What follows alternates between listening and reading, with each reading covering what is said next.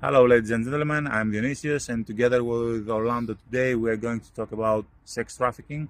And there are many things one can ask about sex trafficking, but I would like to know how much of it is real, how much of it is made up, and every now and then we will hear rumors about occult and sex trafficking.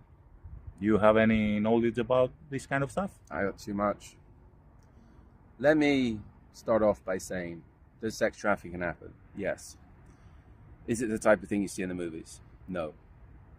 I've had how many people, especially when I was in the States, when their daughters, etc., visiting Europe for a holiday, whatever, saying, okay, is there a threat for my daughter being kidnapped? Well, not really. Like in the movies. Like in the movies. Don't worry about it. It's not going to happen. Unless they go out and do something stupid. I'd say there's more chance of a tourist visiting Europe and getting roofied, getting date raped, etc., etc. That's a threat. Getting kidnapped, not really. How a lot of these kidnapping gangs work, and it makes me laugh for the sex trafficking, the scams still work, where they advertise in their own countries for girls to get jobs, waitress jobs, etc., in other places. And then when the girls show up, they're drugged, raped, and put into prostitution. Okay. Now, that happens, but it's generally not Westerners. It's generally girls from poor countries. And this is one of the reasons they use girls from poor countries. Generally, nobody cares about them. The police aren't going to do any response. Even if they're reported missing, nobody cares. But saying that, even if, let's say, an American girl came to Europe, American guy came to Europe, and they disappeared, a teenager, early 20s. You want to think about now how you'd report that kid missing. Well, you go to your local police, you go to the FBI. What's the FBI going to do? They're just going to think the kid's all partying, right? Especially if they're young. They can contact the local police in that area, and generally the local police, we don't care, they're off partying. If there's no evidence of a crime, generally there's going to be no investigation. So they've disappeared. For how long? Because if it ends days, weeks, at some point, it's not partying anymore. Someone should pay attention. What evidence is there of a crime? That person could have just gone off. Missing. At least that. They're looking for a missing person. If it is 3 days, 4 days, 5 days, 5 weeks. Who's going to look? The police have got enough on their plate to worry about somebody. Is there a crime? The person disappeared. They could be off on. They could have ran away with a boyfriend, girlfriend. They could have eloped. They could be on a drug trip somewhere. Okay. They're stoned out their minds. They're drunk. They're partying. Who knows? Unless there's evidence of a crime, generally nothing's investigated until a body turns up or something, or the person's arrested. Okay. But the same people disappear all the time. Nobody cares. Mm-hmm. So again, thinking that the police will do an in-depth investigation if somebody disappears is crazy. Okay. Yeah. So does sex trafficking happen? Yes, it does happen. This is where I get into trouble with a few things with people. When I've heard this in a lot of places. Generally, a lot of the girls that's been trafficked, and I know this for a fact, throughout the Caribbean, Latin America, I'm sure it's the same in Europe. A lot of the girls that's been trafficked for sex work are already sex workers. Okay. And I've read some reports, one that comes to mind, a girl that was trafficked into UAE. Okay, that girl had to go through how many borders before she went to UAE? I think she came out of one country into Georgia, Georgia to Turkey, Turkey to UAE. Okay, she had to go through how many immigration checks, how many customs posts. She could have said, hello, I've got a problem. Help me. But she didn't. In the Caribbean, a lot of the girls want to be trafficked, and I've heard how many people say, cops, that, they do one raid, deport the girls back to their own countries, or take them back. A couple of months later, they're back again. Why? They can make more money in other countries than they can in their own country. A sex worker in Moldova is not going to be earning as much money as a sex worker in Dubai. That's a fact. That's for sure. In the US, what usually happens is when a sex worker, a foreign sex worker that's in the country illegally, is arrested by the cops or found out, and they're generally involved in other crimes as well, then they'll cry, I'm a victim of a crime. You know why? They get some special status treatment or whatever? They can get a green card.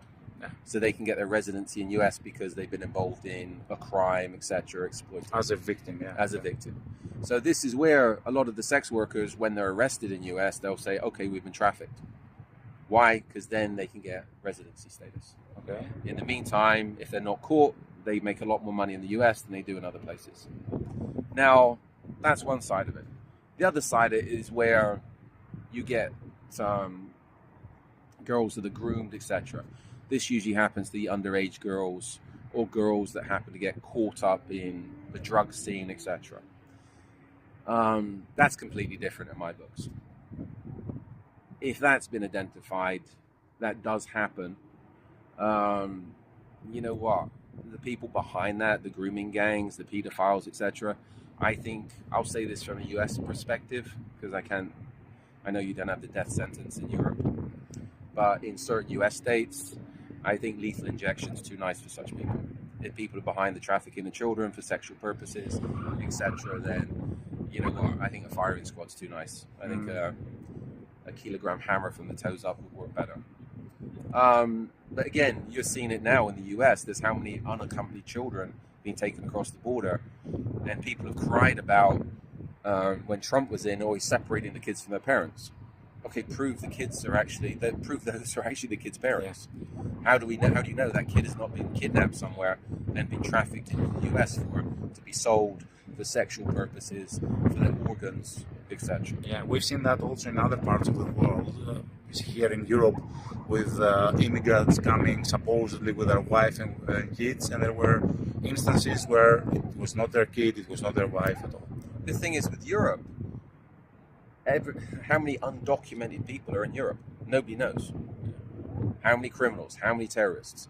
But also from children, how does anybody know who these children are? Okay, this is another question. How many of these children have disappeared? Nobody knows because they're undocumented. They've come in from Turkey, into Greece, into other countries, and they've just been trafficked. And then we might be talking about trafficking, harvesting of organs, all this, you know. You mentioned the occult before, and the occult is involved in this. They reckon, I forget where they say one of the main places for the occult is out there. I think it's Turin in Italy. There's big issues there. But how many children have apparently been disappeared to be used in occult ceremonies, etc. That stuff is out there. It is real. It does happen. One thing as well with the African traffickers is how many cases the African traffickers, mainly Nigerians, of course. I've lived in Nigeria. I spent time in Nigeria. I got very good Nigerian friends. I just bash the Nigerians because you deserve it.